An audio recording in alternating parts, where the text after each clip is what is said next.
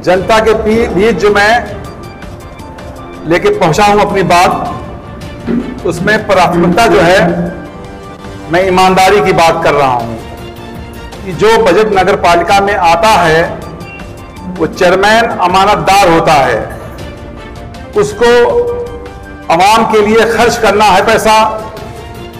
जितना ही ईमानदारी से खर्चा होगा उतने ही शहर में विकास दिखाई पड़ेगा, ऐसा मुझे मानना है।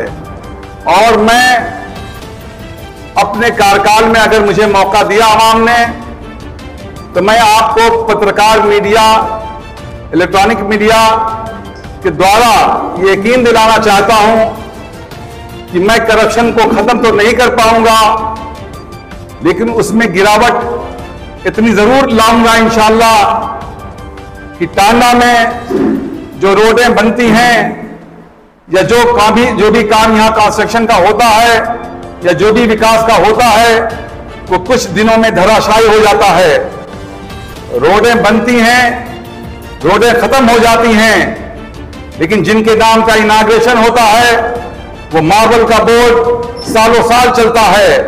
ऐसा नहीं होगा। मेरे कार्यकाल में रोडें, नाली नाले और जो भी विकास के काम होंगे वो सालों साल चलेंगे और इफ्तिताह करने वाले का नाम भी उसमें नहीं लिखा जाएगा, सिर्फ सन लिखा जाएगा कि आवाम देखे कि रोड कितने साल चली और विकास कितना ज्यादा हुआ। इसका मैं आपको आश्वासन दिलाता हूं। एक बात ये होता है कि बहुत से चेयरमैन आए, बहुत सारे वादे इरादे भी जाहिर किए, लेकिन उस रास्ते पर नहीं उतरा। कहीं ना कहीं टांडा की आवाम थकी और छली महसूस कर रही है अपने आप को। देखिए, जो हालात, जो दौर चल रहे हैं, इसमें चाहे वो आप हो चाहे हम हो, ईमानदारी साबित करना, ईमानदार साबित करना अपने को बड़ा मुश्किल काम है। लेकिन दुनिया जब तक कायम रहेगी, अच्छे लोग भी रहेंगे, अच्छे लोग हैं, उनको मौका कब मिलता है ये देखने की बात होती है। मैं किसी के ऊपर कुछ नहीं कहना चाहता। जो लोग भी चेयरमैन है, आपने जो कुछ भी देखा हमसे ज्यादा देखा है। आप दिन भर मेहनत करते हैं, हर मौके पर पहुंचते हैं, हर हालात को देखते हैं। टांडा में क्या विकास हुआ, यहाँ के लोगों को क्या प्रॉब्लम हुई और लोग कितने कर्जदार, बकायेदार और परेशान हाल हैं, ये हमसे बेहतर आप लोग जानते हैं, मीडिया के आदमी जानते हैं। ये हर वक्त सड़क पर, हर गलियों में, हर मौके पर अपनी जान जोखिम में डालकर जहां नहीं पहुंच पाते हैं लोग, आवाम, वहां आप पहुंचते हैं। आप भली बात जानते हैं कि लोगों को ठगा गया और जबरदस्त ठगा गया। मैं यकीन दिलाना चाहता हूं कि अगर मुझे मौका मिला तो मैं ये जरूर साबित करूंगा कि ईमानदार लोग हैं, ईमानदार लोग रहेंगे। जब तक दुनिया कायम रहेगी, अच्छे लोग रहेंगे। मैं एक अच्छा और ईमानदार चेयरमैन बनकर दिखाना चाहता हूं, ये मैं पब्लिक से वादा करता हूं।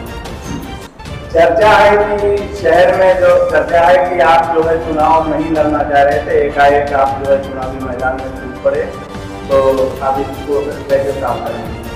नहीं, ये सिर्फ चर्चा है। देखिए, मैं पॉलिटिकल सोच और समाजी सोच का बहुत पुराना आदमी हूं। मैं नगर पालिका मेंबर का इलेक्शन जीतकर कमर्शियली में सबसे ज्यादा वोटों से मैं जीता था, और उस वक्त का जो बोर्ड था उसी तरीके का बोर्ड चलाने का मेरा मन भी था। मैं इसके पहले भी इलेक्शन लड़ना चाहता था, लेकिन लेडीज सीट हो गई थी पिछली बार। मेरा ये ऐलान था कि मैं अपने घर से किसी लेडीज को इलेक्शन नहीं लड़ाऊंगा, इसलिए मैंने विड्रॉ कर लिया था। उसकी जहां रेहाना साहबा चेयरमैन हुई थी तब भी मैं इलेक्शन लड़ना चाहता था। ये कहना गलत है कि मैं इलेक्शन का कभी मुतमन्नी नहीं था या चाहता नहीं था। समाजी खिदमत से मेरा परिवार हमेशा जुड़ा रहा है, चाहे मेरे छोटे भाई डॉक्टर इश्तियाक साहब हों, चाहे वो इफ्तिखार हों, चाहे मेरे बेटे हों।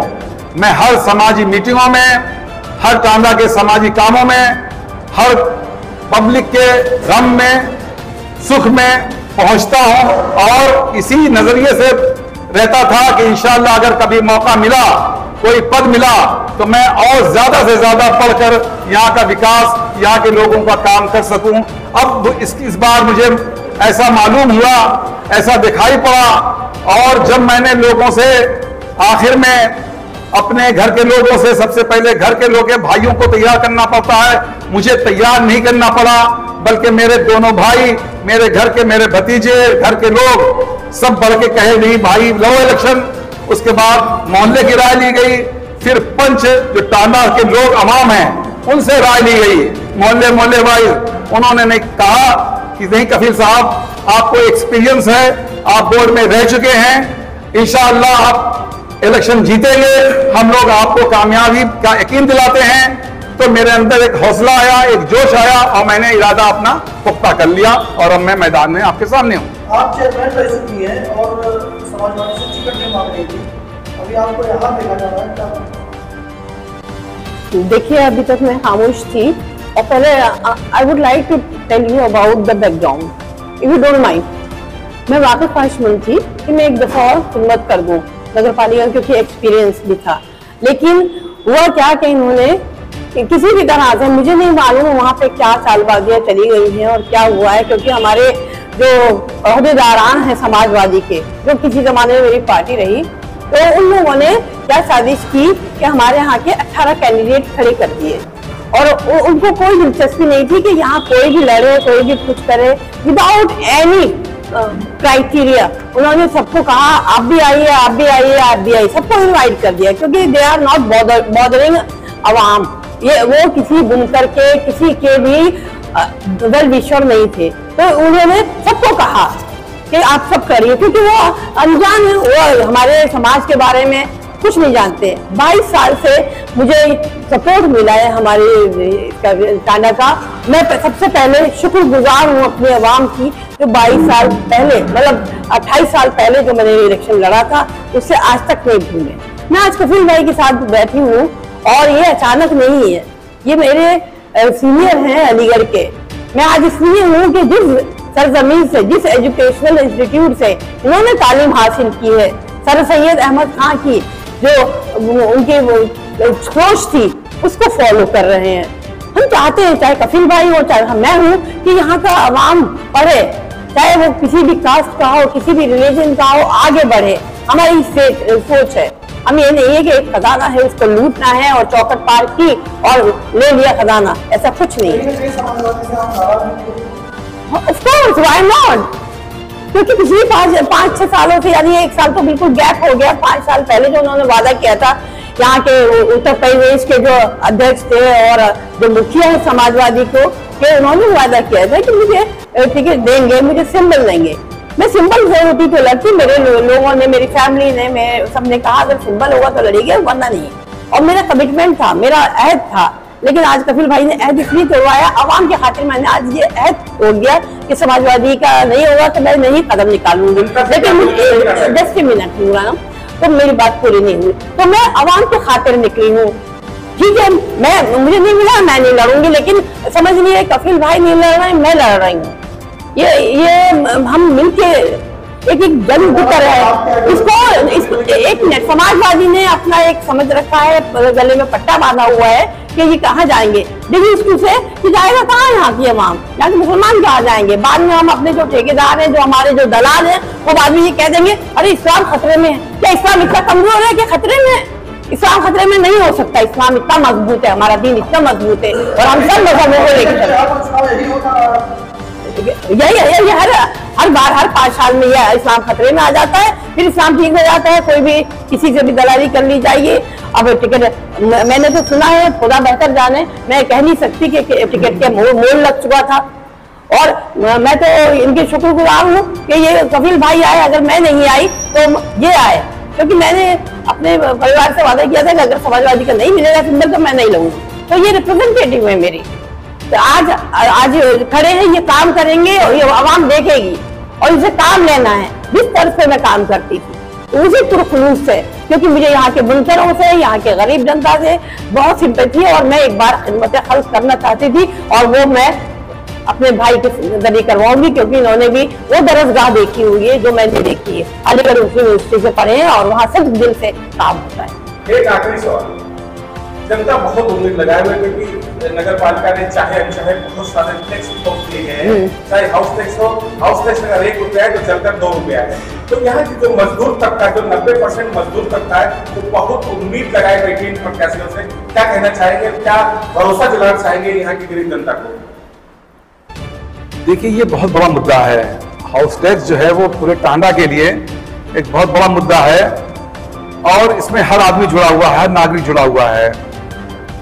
इस पर मैं ये कहना चाहूंगा कि जो भी साबिका चेयरमैन थे, ये उन्हीं की गलतियों का, उन्हीं की लापरवाहियों का नतीजा रहा है, जो एक इतना बड़ा बोझ बन गया है कि अगर इसको हल कामयाबी से ना किया गया तो लोग, ऐसा ना हो कि जैसे किसान खुदकशी कर रहा है, ऐसे यहाँ का जो है बुनकर और यहाँ का अवाम, जनरल अवाम खुदकशी करने पर मजबूर हो जाए। मैं ये कहना चाहूंगा 12 साल का हाउस टैक्स यहाँ वसूला जा रहा है। कब लगा पब्लिक को मालूम ही नहीं चल पाया। उन्हीं के दौर के लोग, चेयरमैनों ने अपना हाउस टैक्स जमा करके नोटिस ले लिया और पब्लिक से कहा कि कुछ जमा करने की जरूरत नहीं है, हाउस टैक्स नहीं लगेगा। धोखे में रखा गया। वही लोग आज कैंडिडेट हैं। फिर दूसरे चेयरमैन को जो मौका मिला, वो भी अगर चाहते तो इसको रिवाइज करा सकते थे। खत्म कराना कैबिनेट से जब पास हो जाता है तो खत्म कराना तो बहुत मुश्किल काम है, लेकिन नगर पालिका बोर्ड का जो गठन होता है उसको जुडिशियल पावर भी होता है। अपने बोर्ड से मंजूरी करा के वो शासन से मिलकर जो डिफरेंसेस हुए हैं, जैसे हेडक्वार्टर पर हाउस टैक्स बहुत कम है, अंबेडकर नगर, टांडा में हाउस टैक्स बहुत ज्यादा है, जलालपुर में हाउस टैक्स बहुत कम है, टांडा में बहुत ज्यादा है। ऐसा क्यों हुआ, कैसे हुआ? इस बात पर शासन से अगर मुझे मुंतखब किया गया तो मैं उनको राजी करने की कोशिश करूंगा। माननीय मुख्यमंत्री जी से चाहे मुझे बात करना पड़े, मेरे छोटे भाई उनसे मिल चुके हैं, वो भी बुनकर बहुल क्षेत्र रहने वाले हैं। हमारे भाई जब मिले थे उनसे, तो जब उन्होंने कहा उनसे कि माननीय मुख्यमंत्री जी, आप गोरखनाथ के रहने वाले हैं, बुनकरों के बीच के रहने वाले हैं, इनकी प्रॉब्लम को आप हमसे ज्यादा जानते हैं, तो वो मुस्कुराए थे और उन्होंने आश्वासन दिया था कि मैं आपके मसाइल का कोई ना कोई हल जरूर निकालूंगा। और मैं इसी उम्मीद से इलेक्शन लड़ रहा हूं कि अगर मैं मुंतखब हुआ, अवाम ने मुझे चुना, तो जो भी मेरे जराए हैं, जो भी मेरे ताल्लुकात हैं, या मेरे फैमिली के, मेरे छोटे भाई से और मेरे और लोगों से जो ताल्लुकात हैं, शासन के लोगों से, मैं वहां उनसे रिक्वेस्ट करूंगा, उनसे गुजारिश करूंगा कि टांडा के आवाम पर इतना बड़ा बोझ ना डाला जाए, बल्कि इसका संशोधन करके इसको कम कर दिया जाए, और इतना कम कर दिया जाए कि बुनकर आवाम से जी भी सके और शासन प्रशासन चलाने के लिए जो रेवेन्यू की जरूरत होती है वो भी उसको मिल सके। ईमानदारी, विकास। चेयरमैन जी, एक सवाल आपसे है। सपा के जिम्मेदारों का कहना है कि जो सपा से जो है लोग इधर उधर हो रहे हैं, वो अपनी जमीन तलाशने का काम कर रहे हैं, इस पर आप क्या कहेंगे? ऐसा है, देखिए, हम दीन पे चलने वाले लोग किसी से डरते नहीं, दुनियावी लोगों से, समझे। और दूसरा ये है कि क्या करेंगे, बहिष्कार कर देंगे। हम पहले ही बहिष्कार करते हैं। समाजवादी के गुलाम बॉन्डेड लेबर नहीं है हम लोग। बुनकरों ने कुछ लेके नहीं खा लिया है, बुनकरों ने पूरा सपोर्ट दिया अभी तक, कितने सालों से लेते आ रहे हैं समाजवादी का सपोर्ट। तो क्या हम लोग बॉन्डेड लेबर हैं? वो कहते हैं सरबराह है समाजवादी कि कहाँ जाएगा मुसलमान, मुसलमान अपना काम करेगा, मुसलमान मजदूरी करता है, मेहनत मजदूरी से कमाता है, वही करेगा। टैक्सेस की बात अभी कफिल भाई से आपने पूछी, तो टैक्सेस के लिए दोबारा सर्वे हो, मिनिमम लगाया जाए। आज बकरी बेच रहे हैं, सोना बेच रहे हैं, औरतें अपने बच्चों को स्कूल से उठा रही हैं। आज हालत देखिए टांडा की। समाजवादी का पट्टा लगा के हम लोग कब तक घूमेंगे भाई? हम मेरी एक समाजवादी के जो सरबराह है उनको एक राय है कि वो बिल्कुल पॉलिटिकल नहीं है। श्री अखिलेश जी इस्तीफा देके अपने जो भी उनके वो है चचा अंकल या बड़े अब्बू उनको बागडोर दे दें, क्योंकि उनके बस की नहीं है। वो समाजवादी बिल्कुल नहीं है, वो एक सरमायादार है।